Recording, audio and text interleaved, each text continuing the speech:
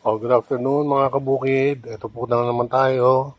Ito po si Tatay Atan. I-demo ko sa inyo ngayon itong aking BOA multi-tilling machine.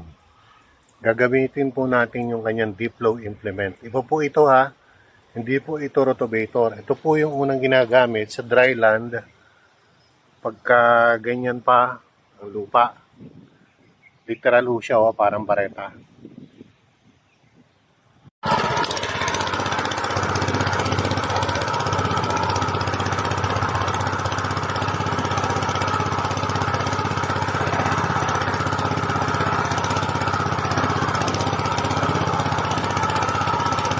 Yan po, dahan-dahan lang siya Nakasigunda ho yan.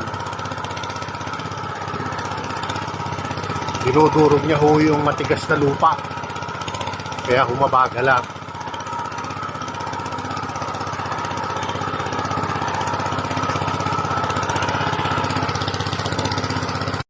Ito naman yung kung tawagin nila yung implement na rotavator.